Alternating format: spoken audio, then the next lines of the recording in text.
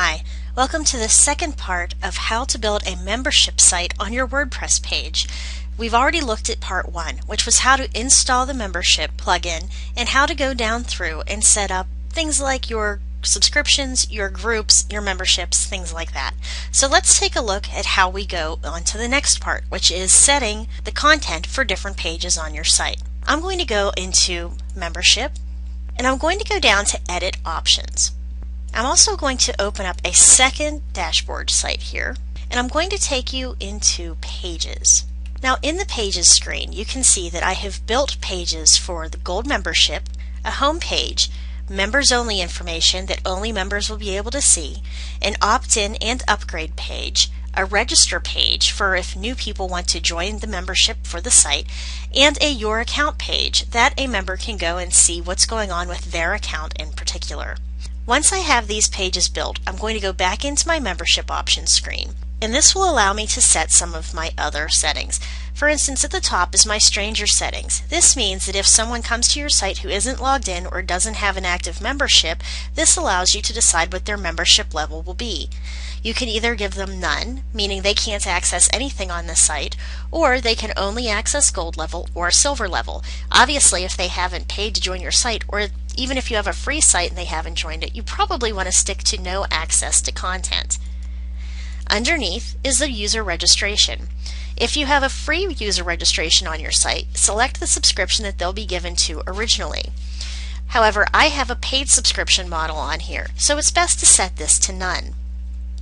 If you have a free user registration, it will come up with, say, gold package or silver package too. Underneath is a question whether you want to enable incomplete sign-up accounts. I recommend not clicking this, but you can if you'd like. Underneath is our registration page, and this is going to ask us which of our pages that we've set up we want to have the registration on. So I'm going to click, and as I said, I've already set up a register page, so I'm going to click on register. Underneath is the account page. As you saw before, I've already set up a your account page, so again, using the drop-down, I'm going to use the appropriate page that I've created for this. Underneath is the protected content page. This means that if a post, page, or content isn't available to a user, they will be directed to this page instead. So the protected content page is on my members only information page. Underneath is my shortcode protected content. If you want parts of your post or pages protected by WordPress shortcodes, you can go ahead and put those shortcodes in this box, and you'll want to make sure you put a shortcode on each separate line. Underneath, you can choose whether you want the shortcode visibility default or if you want the shortcode to be protected by default. And underneath that is the no access message. So if they can't see the content protected by the shortcode, you can go ahead and put a message in here, or you can just leave it blank. Below that are the download and media files that are protected by remapping their perceived location. This means that if you don't want people being able to download your media files and your other downloadable files, you'll want to put the actual download URL here and then change it down here for the masked download URL. So I'm going to go ahead and add another page here that will make it look like this is the URL that they will see. And I'm just going to put the word downloads in there, and they'll actually see this entire address instead of this address, so they're not going to be able to copy your file from your actual folder. And underneath we've got protected groups. This is each download group name, and removing these used groups will leave the content visible to all the users and members. Underneath is the more tag default. If you place content after the more tag in a post or page, you can protect it by setting the visibility here. You can also choose to override this with each level. So here we can either click yes, more tag content is visible, or no, more tag content is not visible. And this is the message in this box that will be displayed when the content protected by the more tag can't be shown, or you can leave it blank. Underneath, choose your payment currency. I'm in the United States, so I'm going to use the US dollar. You can also choose your membership renewal, and this is if you're going to be using a single payment gateway. I have mine changed so it will renew every 365 days. Underneath is my membership upgrade. If I have a new person join my site and they want to go up, say, from the silver level to the gold level, they have to wait 7 days, but you can use however many days you'd like.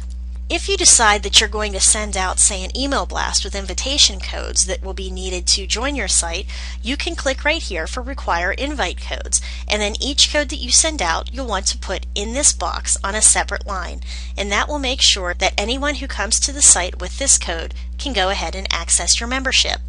Underneath, you can also remove the code once it's used, so if you want to give everyone an individual code, this is what you would do. And you would click on Save Changes. Now there's one more thing that I want to show you how to do that will make our registration page work correctly.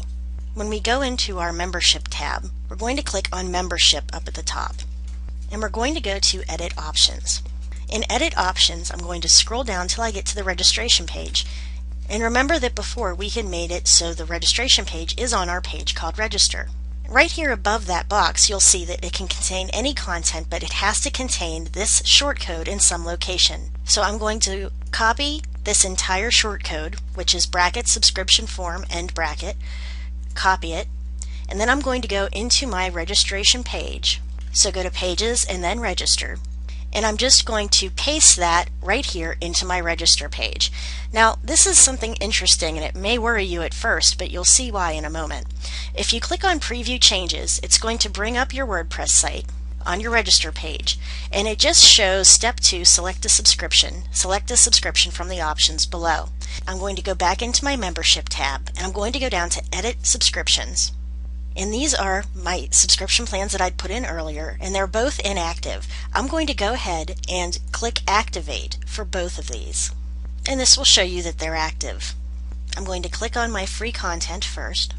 Make sure that all of my settings are what I want it to be, and since this is free, I don't want people to pay for it, and this is indefinite. Going back, I'm going to click on my gold subscriptions to make sure that everything here is the way I want it. Once they're activated, we're going to go ahead and click on Make Public. And this means that people will be able to see that when they go to register for the site. The last thing I'm going to do before I go in and look at my actual page is go ahead and in my Membership Dashboard tab, I'm going to click Membership Plugin version 2.0.7 and enable it. Next, what I'm going to do to see how the registration has worked, I'm going to go up to where it has admin logged in and I'm going to log out. And the reason I'm going to do this is because when I look at this as the administrator, it's just going to basically show it to me as I would see it with the programming. So now we're back in our WordPress-tutorial-hub.com/manually to see our site at the home page. And now you can see that I can only see those links that free users could see when they came here. So I'm going to click on Register and I'm going to register a new name.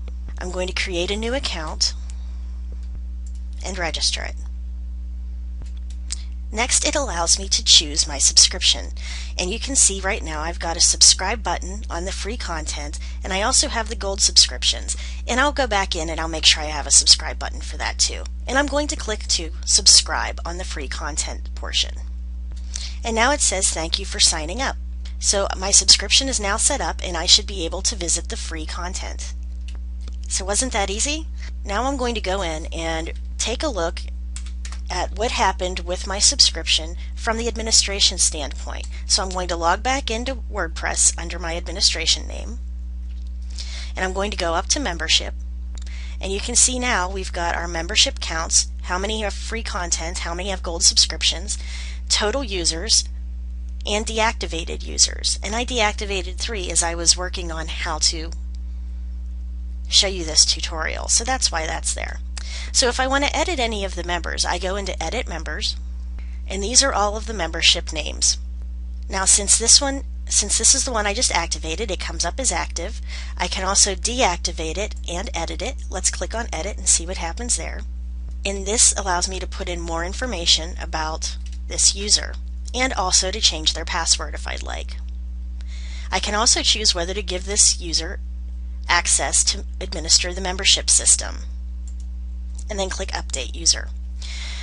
We also have the subscription and the membership level. If I decide that I want to add part to the subscription, I'm going to click on Add, and then I can choose which of these levels to add, and then click the Add button. Or if I don't want to change it, I'm going to click Cancel, and it will take me back out. You can also change the membership level as well. It shows what the expiration date is and also where my gateway is. And I can always move the gateway by clicking on Move. And it will ask where I want to select the gateway to move from and where I want it to move to. Again, click Move or Cancel. You'll notice that we also have an option here to drop as well, and this allows us to drop a person from the level they're at now to a lower level if we wish to, or we can just move them. If you have an issue with the memberships, you can click on Repair Memberships. You can verify your membership tables or repair your membership tables. And this is used either if you're having issues with your membership site or if it's been upgraded recently and you've been noticing strange behavior. If so, just go ahead and click on Verify Membership Tables, and if something ends up being wrong, you can click on Repair Membership Tables. So that will be a good start on how to set up memberships to your website and to decide what people are going to see of your content depending on what subscription they are.